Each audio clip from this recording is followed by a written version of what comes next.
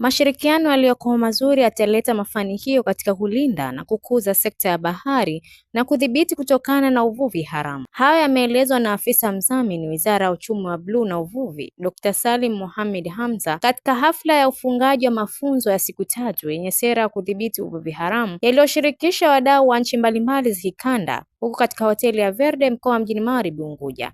Amesema ni jambo zuri kwa nchi kushirikiana katika kudhibiti uvuvi haramu. Uzoefu kwamba swala zima la kushare uzoefu ambao tuko nao, tunajua adoption au kukamata mazingira, kila nchi inatofautiana, kwanza uwezo wa kuadopti, lakini pia uwezo hata wa kifedha.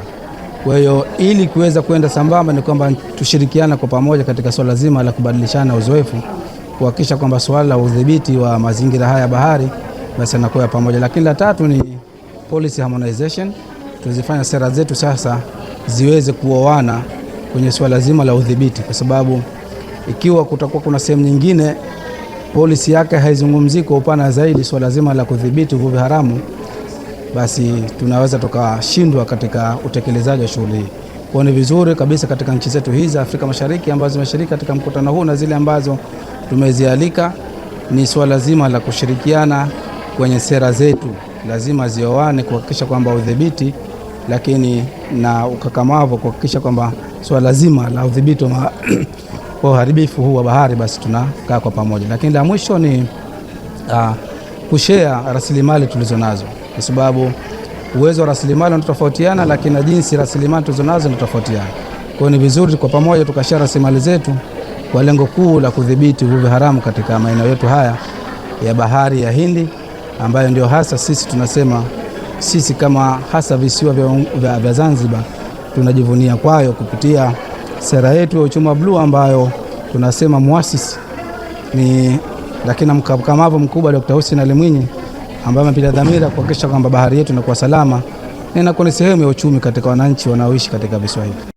Msemaji wa mradi wa jahazi Michael Malia ameeleza kuwa mafunzo hayo ya siku 3 kutoka nchi mbalimbali yataendelea kudumisha mashirikiano kwa kuunganisha jamii kwa pamoja.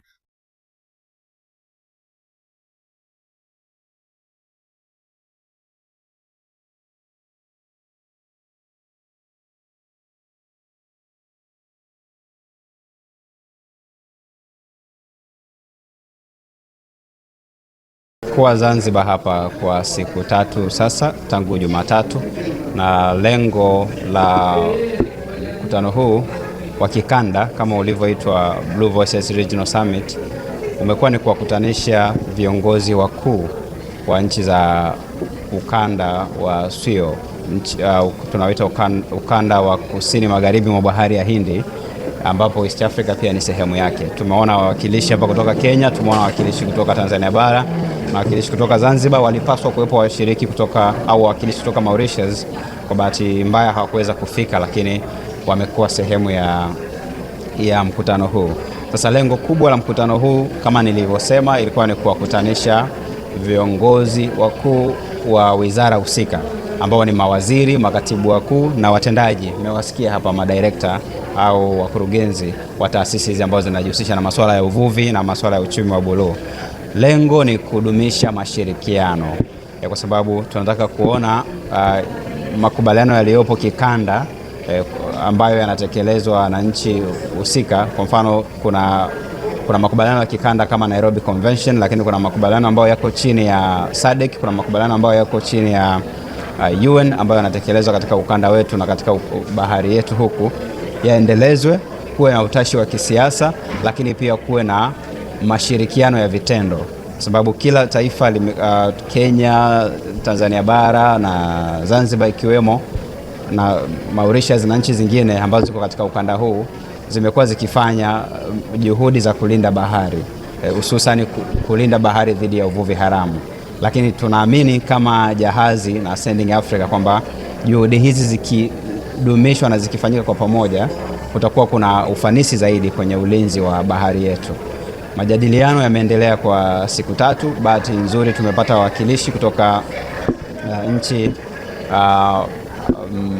2-3 pamoja na Zanzibar, na majadiliano yamekwenda vizuri. Leo ilikuwa ni siku ya kufunga, na hata kwenye kufunga tumekuwa na kitu tunakiita pact au resolution, makubaliano ya pamoja kwamba tunakwenda kudumisha mashirikiano, tunakwenda kudumisha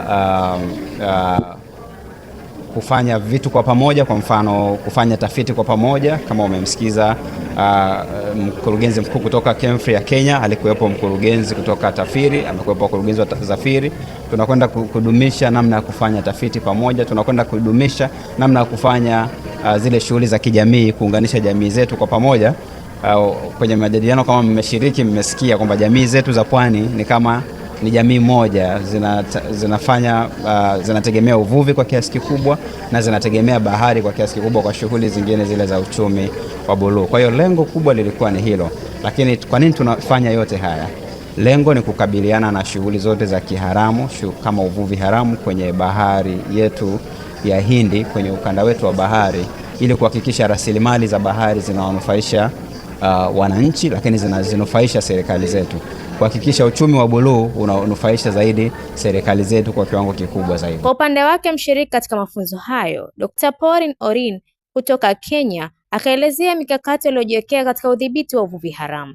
Na tumezungumzia masuala mengi kuhusu jinsi ambavyo sera zetu za kuhakikisha kwamba uvuvi haramu umedhibitiwa, na hivyo tumezungumzia kwamba serikali zetu za Afrika Mashariki pamoja na ukanda wa Indian Ocean tuweze kushirikiana kwa pamoja. Pia tuhusishe jamii zetu ambazo zinahusika katika uvuvi hapa, na yale mataifa ambayo yanakuja kuvua huku, tuhakikishe ya kwamba tumeshikamana kama serikali za ukanda huu kuhakikisha kwamba tumedhibiti uvuvi haramu, kuhakikisha kwamba zile changamoto tunazopitia katika uchumi samawati na rasilimali tulizonazo pale tuweze kuwa ya kwamba tunaweza kukadiria na kuhakikisha kwamba serikali yetu, viongozi wetu, marais wetu wameweza kufahamu ya kwamba tuna uchumi mkubwa katika bahari yetu, na hivyo kwamba tunaweza kutap pale faida ambayo inatokana na uchumi samawati. Nikiripoti, mimi ni Fatma Haji wa VOP TV. Tembelea YouTube channel yetu VOP Online TV kwa habari moto moto. Subscribe kisha bonyeza alama ya kengele ili kuwa wa kwanza kupata taarifa zetu. Usisahau kulike, kucomment na kushare. VOP Online TV. VOP Online TV.